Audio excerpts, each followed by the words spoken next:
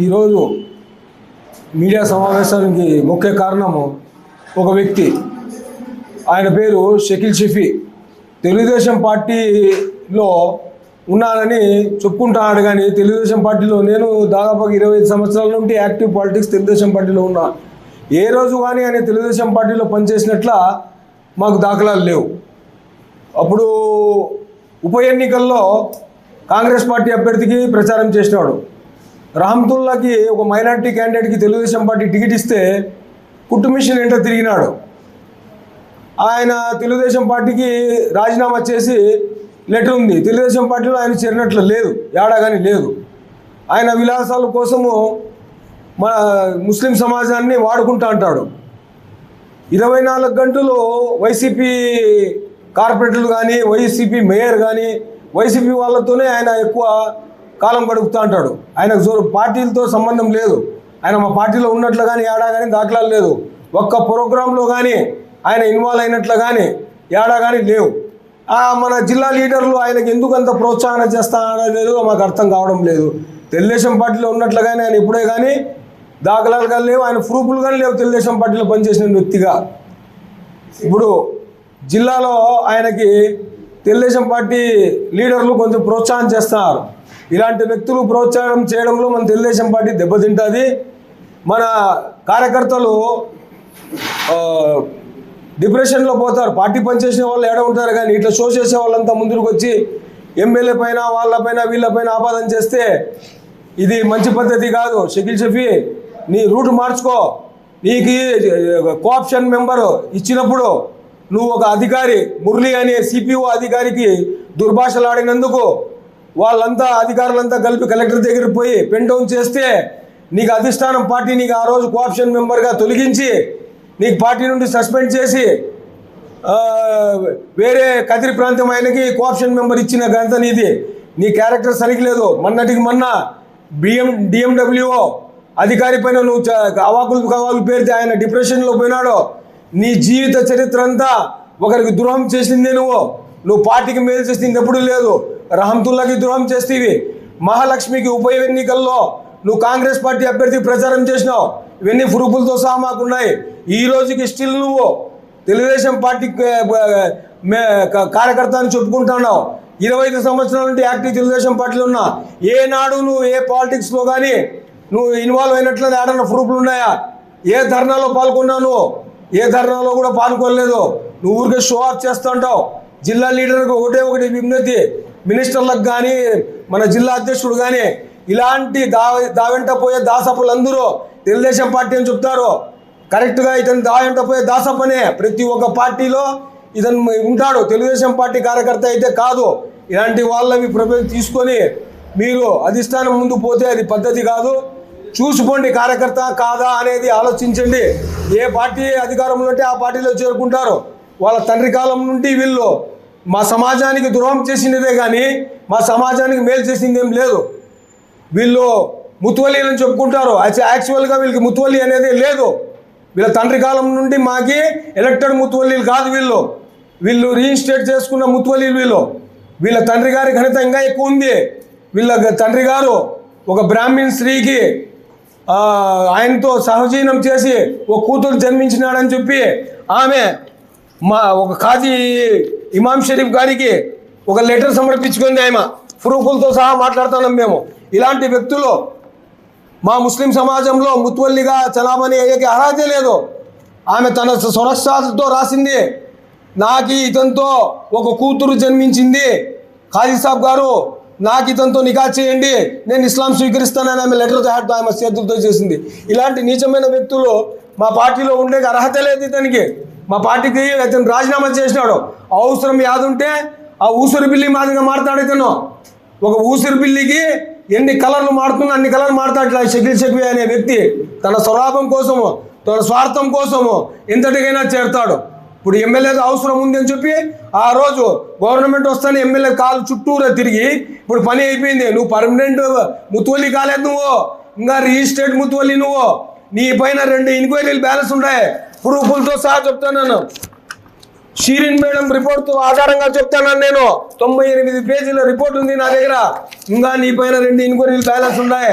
ఆ ఎంక్వైరీలు మేము త్వరలోనే స్టార్ట్ చేపిస్తాము. నువ్వు ముతువల్లిగిరి తీపిచ్చే వరకు మేము ఇడిచిపోయే ప్రసక్తి లేదు. మా ఎమ్మెల్యే పైన నువ్వు అపాదాలు చేసినా, ఎమ్మెల్యేకి నువ్వు లూజ్ టంగ్ చేసినా, లాస్ట్ ఖబర్దార్, నీ అంతు చూసేంత వరకు మేము ఇడిచిపెట్టే ప్రసక్తి లేదు. నీకు ముతువల్లి పదవి నుండి తొలగించే వరకు మా ఉద్యమం ఇట్లే ఉంటుంది. అధిష్టానం వరకు నీ చేసిన అలిగేషన్స్, సొంత తమ్మునికి న్యాయం చేయలేదా నువ్వు? సొంత తమ్ముడు నిలబడితే, మీ చిన్నాయన కొడుకు నిలబడితే వానికి అతనికి ఆపోజిట్ చేసి అతని ఓటమి కారణమైతే అతని మరణానికి పరోక్షంగా ప్రత్యక్షంగా కారణం నువ్వే. రహమతుల్లా మరణానికి ప్రత్యక్షం కారణం నువ్వే. నీ లోపల నువ్వు తొంగి చూసుకో, వేరే వాళ్ళ గురించి చెప్పే అవసరం లేదు. నువ్వు చేసిన పాపాలు ఎన్ని ఉన్నాయి. ఆ మెజెస్టిక్ టైలర్ కొడుకు నీ గురించి ఆ రూమ్ ఖాళీ చేపిస్తారంటే వాడు సూసైడ్ చేసుకునేకపోయా.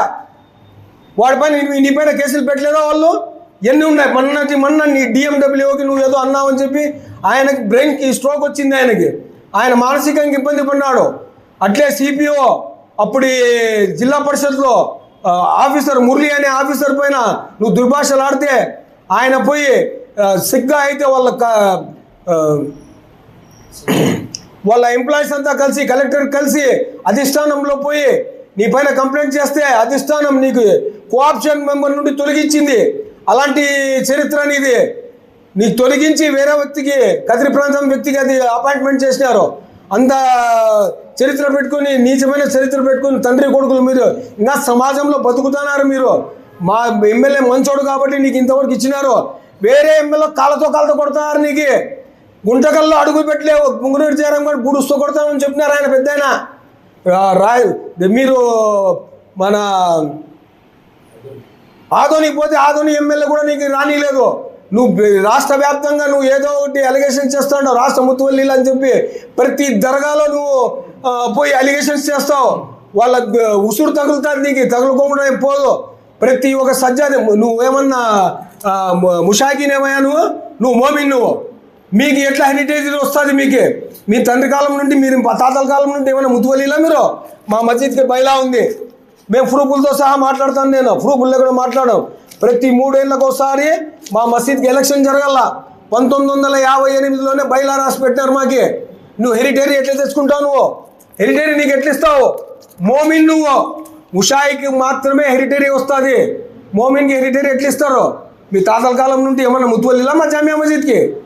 మీ తండ్రి గారు అక్రమంగా తీసుకున్న ఇది మీరు ఒక్కబోటు ఉంటే ముతువల్లి. ఎలక్టెడ్ బై జమాత్ కాదు.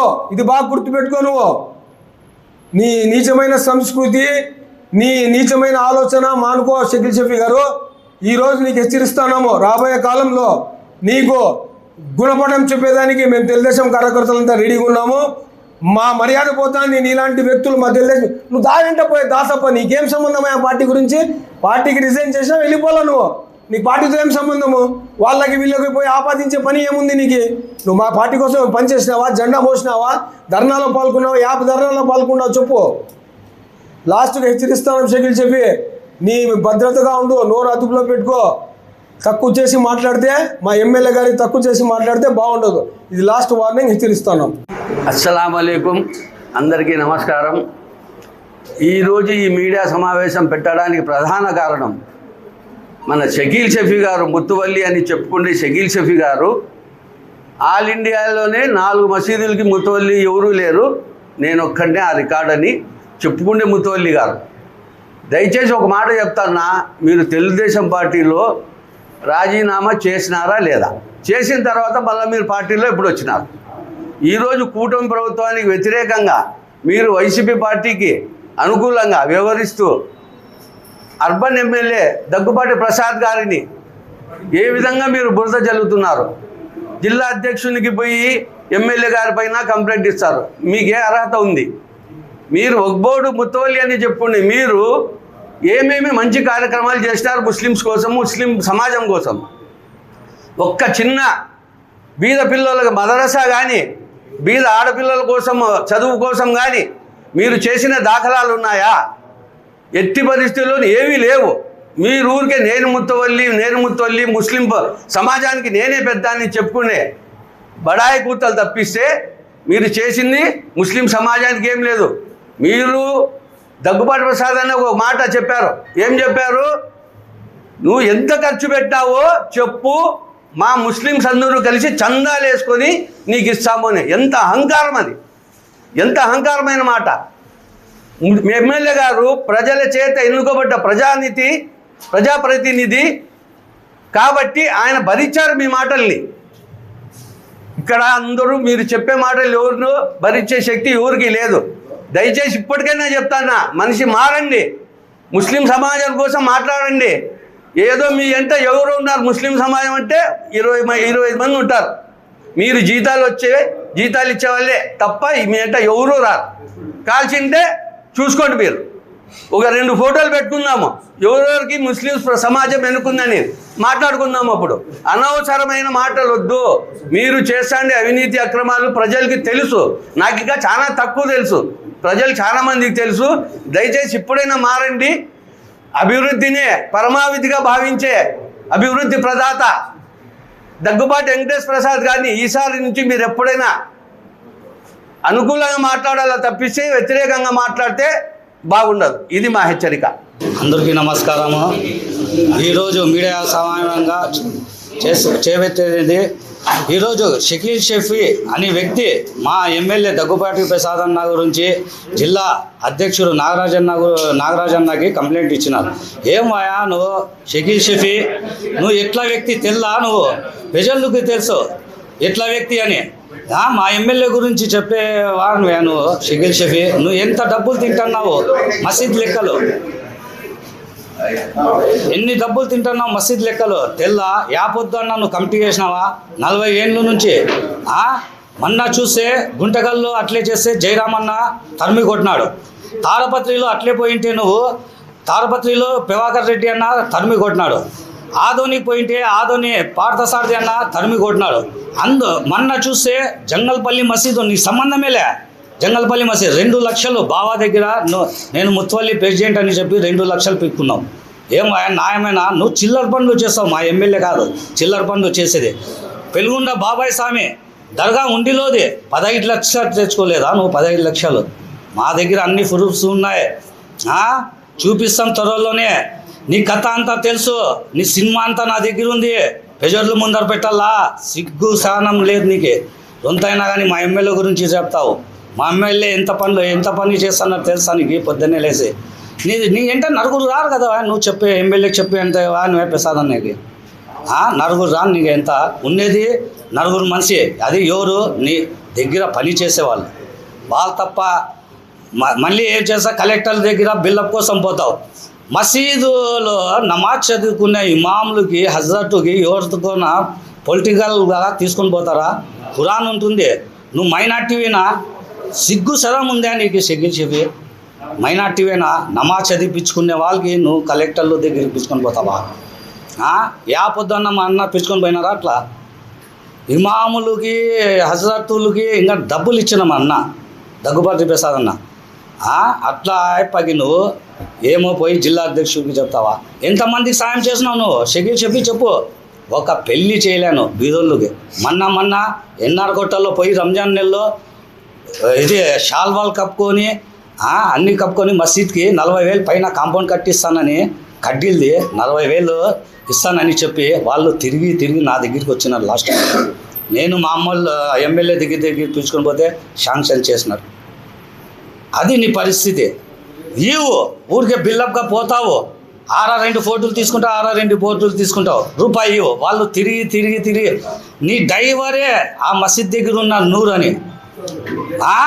ఖబర్దార్ ఇంకో తూరి షకీల్ షఫీ మా ఎమ్మెల్యే గురించి చెప్తే నీ కథ అంతా తెలుసు నాకి.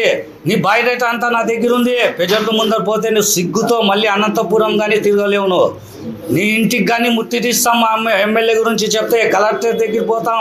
నీ చరిత్ర అంతా బుక్ నా దగ్గర ఉంది. నువ్వు ఏమేం చేస్తున్నావు ఏమేం లేదు. మా దగ్గుబాటి ప్రసాద్ అన్న వద్దు చేయకూడదు మైనార్టీకి అని చెప్పిన దానికి మేము ఊరుకున్నాము. మా దగ్గుబాటి ప్రసాద్ అన్న బయటికి ఏమంటే నీ చరిత్ర అంతా మీడియా ముందర పెడతా, నాకంతా తెలుసు. ఖబర్దార్. నమస్కారం. అస్సలాము అలైకుం వరహమతుల్లాహి వబరకాతుహు. అందరికీ నమస్కారం. ఈరోజు ప్రెస్ మీట్ ముందరకి వచ్చి మాట్లాడడం కారణం ఏమనగా యాజ్ ఎ ముస్లింగా నేను మాట్లాడదాను. టౌన్ ముత్తోలీగా చెప్పుకునే షకీల్ షఫీ గారు నా పిల్లప్పటి నుంచి చూస్తున్నాను. ఖబరస్థాన్లో ఈద్గా రంజాన్కి బక్రీద్కి నమాజ్ చదవడానికి పోతే సరి అయిన సౌకర్యాలు ఇంతవరకు లేవు. ఆ డెవలప్మెంట్ ఎప్పుడు చేస్తారని మేము ఎదురు చూస్తున్నాం. కానీ టౌన్ ముత్తోలీ అంటే ఆ ఈద్గా డెవలప్మెంట్ చేయాలా, మసీదు డెవలప్మెంట్ చేయాలా. 15-20 ఏళ్ల క్రితం మా జామియా మసీద్లో ఒక ప్రోగ్రామ్ ఉండేది. ఎకనామికల్గా ఎవరైనా బ్యాక్వర్డ్ ఉండే ముస్లిమ్స్కి ఒక ఆర్థిక సహాయం చేసి నెల నెల వాళ్ళు వడ్డీ లేకుండా అమౌంట్ కట్టే విధానం ఉండే. ఆ విధానము వెళ్ళిపోయింది. ఈరోజు చూస్తే టౌన్ అంతటా చాలామంది క్యాస్ట్ వాళ్ళు వాళ్ళ పిల్లల కోసం ఇన్స్టిట్యూట్లు, కంప్యూటర్ ఇన్స్టిట్యూట్లు పెట్టారు. కానీ మైనారిటీకి వచ్చిన దౌర్భాగ్యం ఏమంటే వర్క్ బోర్డు వాళ్ళు ఎటువంటి పిల్లలు కానీ ఎడ్యుకేషన్ పరంగా కానీ ఎటువంటి సహకారం ఏమీ లేదు. మా పిల్లలు వేరే ఇన్స్టిట్యూట్లకు పోవాలంటే చదువుకోవాలంటే మాకు చాలా భయంగా ఉంది. ఎందుకంటే సొసైటీలో బాగలేదు, ముస్లిమ్స్ పైన అందరూ చేస్తున్నారు, దాడులు చేస్తున్నారు. కానీ వర్క్ బోర్డ్ పరంగా ఒక మసీద్లో ఒక 4 కంప్యూటర్లు పెట్టు, అది డెవలప్మెంట్ చేయాలి. కానీ రాజకీయ నాయకుల వెంటపడి ఏదేదో మాట్లాడుకుంటా ఏదో మసీదు మన అర్బన్ ఎమ్మెల్యే దగ్గుబాటి వెంకటేశ్వర ప్రసాద్ గారు చొరవ చూపించుకొని ఎంపీ నిధులతో ఖబరస్థాన్ దగ్గర కొత్త మసీదు కట్టితే ఆ పక్క వాళ్ళకి ఈ పక్క వాళ్ళకి సౌలభ్యంగా ఉండాలని చేస్తే ఆ క్రెడిట్ అంతా తీసుకొని పోయి ఒక బ్యానర్లో పెట్టి ఎవరో పక్క ప్రభుత్వంలో లేని లీడర్లు పేర్లు వేసుకొని వాళ్ళు చేశారు ఇది చేశారని చెప్తారా? అయ్యా దయచేసి ఇప్పటికైనా వర్క్ బోర్డ్ ఆస్తులు ఎక్కడెక్కడ ఉన్నాయి దానిలో ఏదన్నా మంచి స్కూల్సో కాలేజో ఇన్స్టిట్యూట్సో ఏదైనా కుట్టు మిషన్ ఆడపిల్లలకి ప్రోగ్రాంలో పెట్టి వాళ్ళని డెవలప్మెంట్ చేసుకోండి. అయ్యా పొలిటికల్గా వచ్చి అవి చేశారు ఇవి చేశారు ఇవన్నీ మీకెందుకు? ముత్తువల్లిగా ఉందంటే ఏమైనా డెవలప్ చేయండి, లేకపోతే మీరు దిగండి. వేరే వాళ్ళు రెడీగా ఉన్నారు ముస్లిమ్స్కి సాయం చేసే వాళ్ళకి, మైనార్టీ సాయం చేసే వాళ్ళకి. దయచేసి ఈ విషయం గుర్తుపెట్టుకోండి. మాకు నమాజ్ ఒక సంవత్సరంకి 2 పూటల నమాజ్ సుఖంగా సౌఖ్యంగా మనశ్శాంతిగా చదువుకునే మనశ్శాంతిగా నమాజ్ చదివే సౌలభ్యం కూడా లేదు. ఫస్ట్ అది డెవలప్మెంట్ చేసి సొసైటీకి డెవలప్మెంట్ చేసేకపోండి. ఈ విధంగా మేము మనవి చేసుకుంటున్నాం. లేకపోతే మీరు దిగిపోండి. చాలామంది ఉన్నారు చేసేవాళ్ళు ముస్లిం వాళ్ళు. దయచేసి మీరు ఇక్కడి నుంచి అనవసరమైన దాంట్లో తలదూర్చకంటే అవసరమైన ముస్లిం మైనారిటీ వాళ్ళ గురించి ఆలోచించడానికి దయచేసి ఆలోచించండి.